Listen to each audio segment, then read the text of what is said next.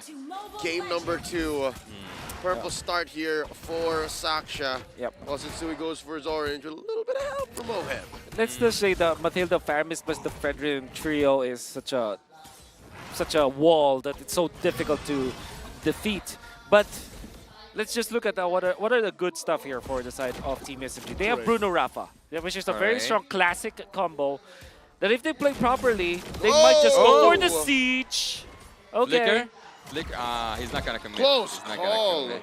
Well, the game isn't only about the draft though. Also, if Team SMG managed to pull off some good macro skill stuff, strategy, protect the king, babysitting. Whoa! I just hope that whatever macro Smooth has it in him, they should utilize it, especially with this hero.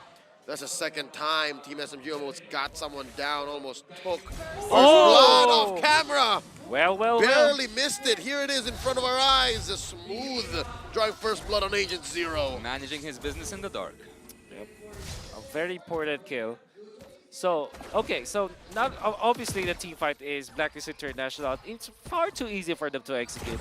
But all of the ISOs, all of the isolation plays from Team SMG, maybe that is the time where they can actually win. Especially if they use this Bruno plus the Rafaela to make it difficult for Oheb, and then go for the split push plays from Smooth.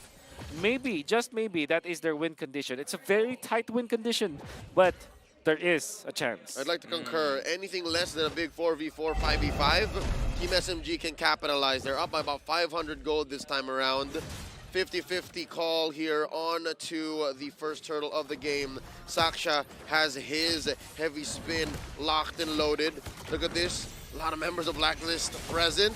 Turtle at a 50%, 10%, heavy spin. Saksha secures, shields up, down goes 2. Edward and Sui bite the dust. Lord Smooth gets Dua. Smooth. What a smooth gameplay. Did you see that damage, kills, turtle, everything for Team SMG? And you have announced it yourself, Wolf. You said it. It might be the start of the Super Saiyan era, but is it the end of the last Kage? Not yet. I still want to see Sasa with his last dance in the international stage. What I do like what happened was this time Saxa was super duper on point. Maybe Sensui forgot how to play around the Akai ultimate, the heavy spin. Because typically I fairly remember during JC Sumandan says it's game time. Okay. Yue. There was a time, I think I said it in the draft that Faramis wins the lane versus Lilia, but if it's Rafaela plus the Lilia, it's kind of difficult to kind of win.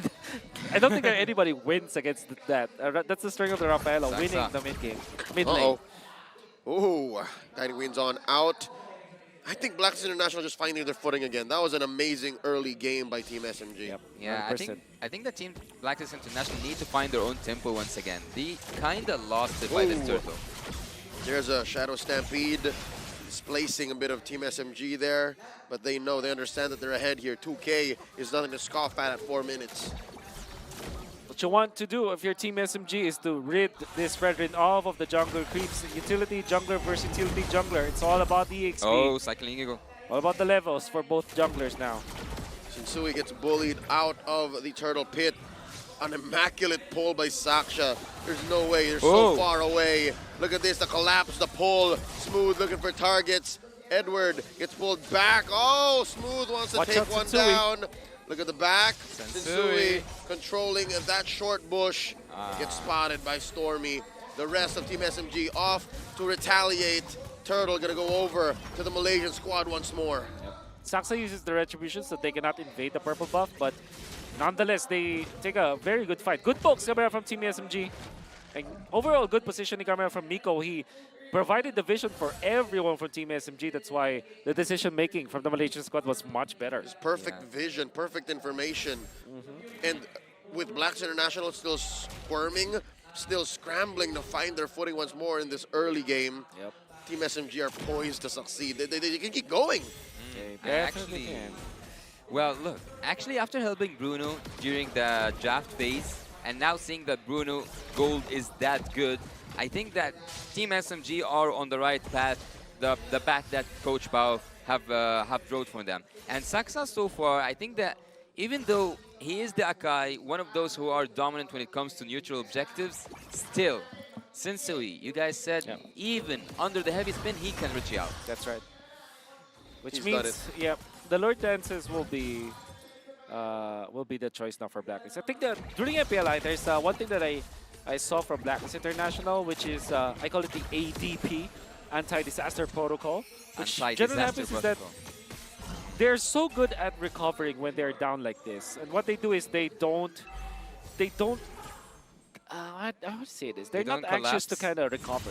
No, they're not rushing. They trust the process. They trust the process. They just level up. So when they're behind like this, the main goal now for Blacklist International is to take care of the jungle. That's the first step in their anti-disaster protocol. Let's secure jungle so that when the Lord fight happens, even when the other team is leading by 5,000, you have the same level with the opposing jungler. And hey, if your retribution is as sharp as Sensui, that's exactly what you want. Yes. And after mentioning the Team SMG in the last game, we said that when they lose the early game, it's so hard for them to recover. Right now, they are winning the early game by all means, killing-wise and also turtle-wise, so neutral objectives, everything looks good. Oh, smooth. Lord Smooth, 2v1, maybe not a 3v1. He spent all his whole kit, gets shut down by Agent Zero, but not without Yue almost going down. Stormy had to steal away that turtle. Yeah, no, just because they were dueling here in mid.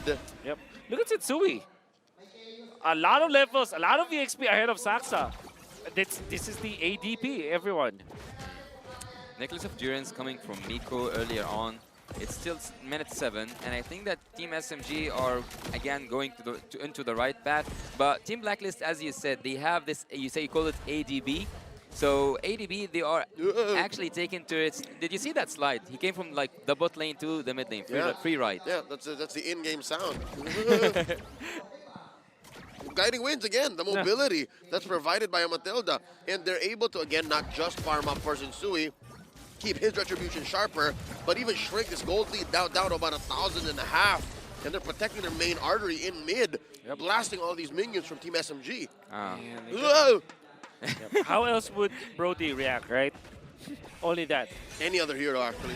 Man, look at this. I'm just really amazed. Sensui's level 11, Saksa is level 10. Whoa. Offensive guiding wins, man. Yeah, Rinja at this point taking Team Blacklist International all around the map. Mid lane you find, bot lane you find, anywhere you will find the right to go into the right direction. You should trust Renegade when it comes to that circling eagle. Oh, wow. Edward doing some housekeeping. Sasha putting the purple buff in jeopardy. Sasa pushing out. Sensui secures it with the retribution. Looking for the knock-up, looking for the damage. Sasa's going out here. Circling eagle cancelled.